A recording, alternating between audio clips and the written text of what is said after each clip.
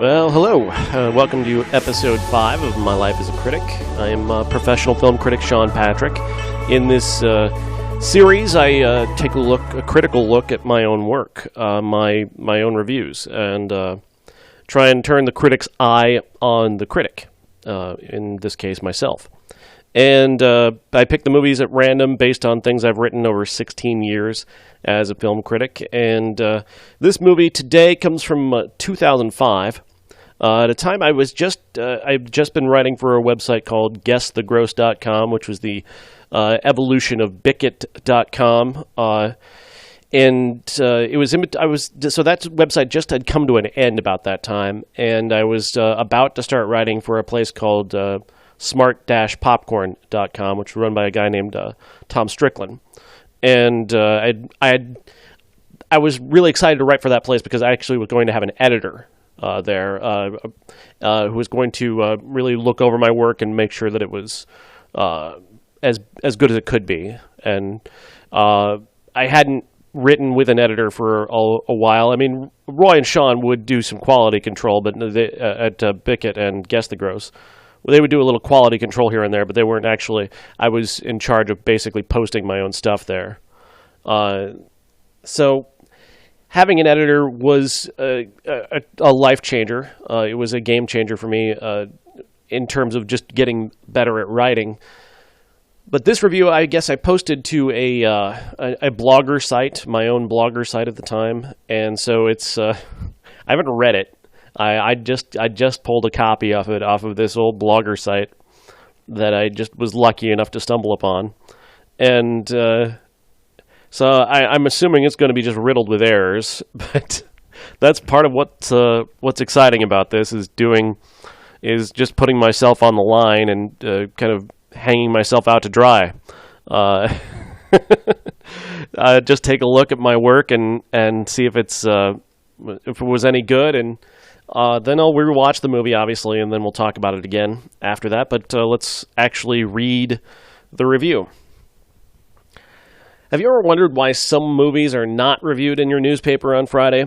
On rare occasions, it's because a film simply is not finished in time. More often, however, it's because the studio releasing the film knows the movie will be trashed by critics if they show it to them and try to stanch the impact of bad reviews by delaying them. What does that mean? I gotta go back and reread that sentence. This brings us to Man of the House, a film that was completed in plenty of time to be screened for critics, but is better than most movies withheld from critics.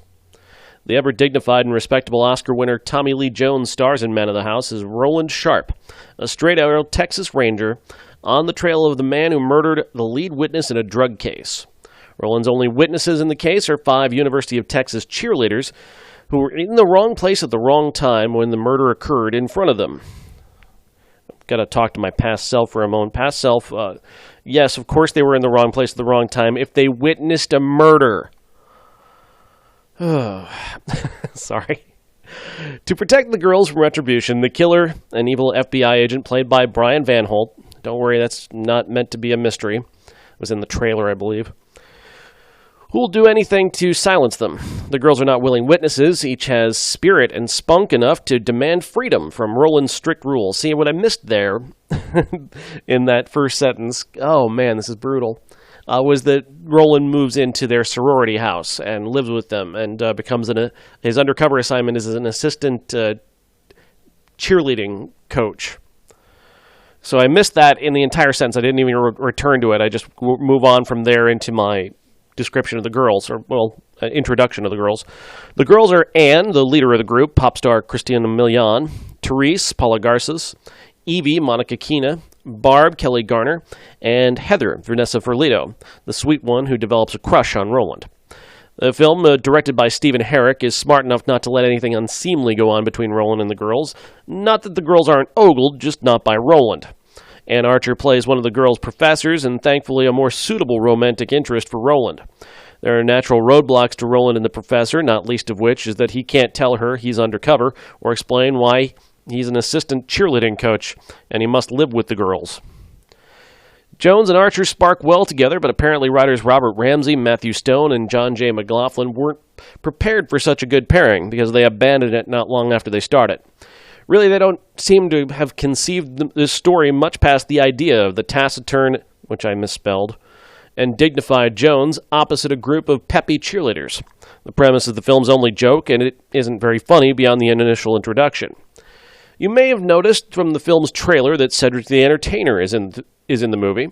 In the trailer, in fact, he's second billed to Tommy Lee Jones. Watching the film, however, Cedric's scenes play as if they were added by the studio when they realized the movie was supposed to be a comedy, but wasn't very funny. Unfortunately, Cedric's strained and adjunct performance does nothing to make the movie funnier. Is it okay that I really like the way I used the word adjunct? I'm thinking I used it right. It sounds good in my head. I'm kind of happy with that one. As I often do when watching a movie like Man of the House, I was imagining a better movie involving the people who made it. The better movie would be a mature romance with Jones and Archer. That one probably wouldn't draw at the box office, but these two terrific actors are great together, and this film left me wanting to see more of them together. When compared to movies actually shown to critics like Boogeyman, Are We There Yet?, or White Noise, movies actually shown to critics before they opened, yes, you said that already. Man, I didn't even do any of my own editing, apparently, while I did this stuff. Man of the House is not that bad. That, however, doesn't mean it's very good. Just the movies and most of what has been dumped into theaters thus far in 2005 are so much worse than Man of the House. That whole last paragraph could just... it's a damning indictment of who I am as a writer. Man, you got to reread your stuff before you post it somewhere, before you actually put it out to the world, or just for good measure. Apparently, must have been just me posting first drafts of reviews, because I did not reread this at all.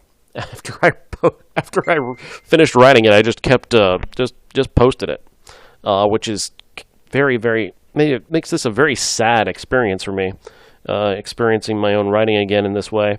Boy. Man. So, that's Man of the House as I originally read it. Pretty mediocre, as I remember it. So I'm going to pause now and actually watch the movie again and maybe give you a better review and see how I've changed in terms of being a critic since 2005. And the movie hasn't changed. It's the same movie, so... I keep having to remind myself that the movie's not going to change anymore. It's going to be the same mediocre thing that I saw in 2005. The only thing that might be a little different is me as a person. So I will pause now and actually watch the movie, and we'll come back with the second half of this fifth episode of My Life as a Critic.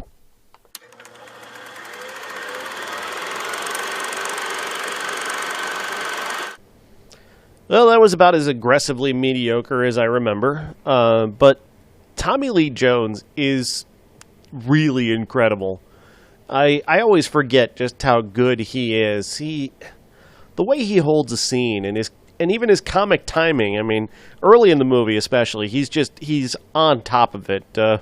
One of the girls asks him at one point, "Are you always a dick?" And just without missing a beat, just yes, I am. It's a predictable line. It's a kind of a trite line, but he nails it with that delivery and like I said, the timing. His timing is exceptional, and he does that a couple times in the movie where I found myself actually like really laughing really hard at him. I got part of my review wrong, I should mention. I said that Vanessa Ferlita was the one who had the crush on him. It's actually Kelly Garner. Her character, Evie, is the one who was nursing the crush on Tommy Lee Jones. So, fault my research as well as my writing on this one. But Kelly Garner, by the way, if you haven't seen her in Marilyn, the True Life Story from Lifetime, she was incredible in that. She really fantastic in that movie, and worth a look if you haven't seen it. Lifetime movie on the life of Marilyn Monroe. Kelly Garner plays her, and she is fantastic. And here she's played a cheerleader, and the movie really trades a lot on the cliches about cheerleaders being airheads. And even though one of them is going to be a doctor or whatever, they still trade on the whole on cheerleaders being dumb. That's a lot of what this movie is. And they're dumb and they're girly, and he's gruff and Tommy Lee Jones. And the premise really is the only joke in the movie. There's no other joke. You keep waiting for other jokes to arrive, but really the only joke is the juxtaposition, the fish out of water story. Stephen Herek as a director is, a competent director. I mean, I have a strange affinity for the movie Rockstar. It's not a good movie. Don't be mistaken. I would never say Rockstar is a good movie, but Rockstar is an incredibly watchable movie. It has a great flow to it, and Mark Wahlberg's performance is typically Mark Wahlberg, where he's just really, he's so committed to the idea that you have fun watching him do it. Tommy Lee Jones is kind of similar in that way. He commits to an idea, and you got to follow it. He's very funny, Tommy Lee Jones. When he wants to be, he can just be very, very funny, and that's easy to forget because he's got that angry mask on his face all the time. This is not a good movie, Man of the House. It's a terrible title. The joke is the premise. Did I cover that in my review? I don't feel like I did. I don't feel like I did enough in the review my initial 2005 review that I read to you earlier. I don't feel like I did a good enough job of covering that aspect of it. I did mention the Cedric the Entertainer stuff. His stuff is shoehorned into this movie. You can just see, there was an executive who watched the initial cut of Man of the House and goes, man, what can we do to dress this up? Cedric the Entertainer is available. We can film a bunch of scenes with him and edit them into the movie and make pretend he has something to do with the plot. And he's Cedric the Entertainer. He'll just do something funny. He falls down and splits his pants, and he's a preacher, so he's doing all sorts of broad preacher satire. But you can see, I mean, I would not be surprised at all if somebody told me later that, he really wasn't in the initial cast. They decided that they needed more laughs in the movie and decided to go with Cedric the Entertainer. That said, the movie would be better without him. I mean, really would. There's a whole scene where he's talking about having been a cheerleader himself, and then he goes and puts on his old cheerleading uniform, and he goes through a whole routine, and then the girls go through a whole routine, and we got this 5-minute interminable scene that has nothing to do with the rest of the movie, that doesn't establish anything remotely necessary to the plot, and worst of all, it's just not entertaining or funny. And that's the kind of stuff that Stephen Herek tends to let into his work, where he'll just have this kind of extraneousness where it looks like somebody went after the movie was completed and said, okay, you need to add some more laughs, surgically implant laughs into the movie somehow. And that's,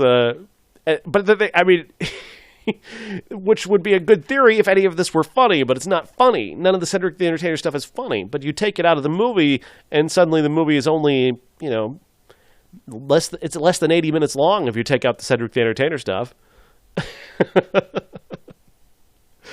But still be a better film. It would be. Tommy Lee Jones is funny enough on his own, just being taciturn Tommy Lee Jones.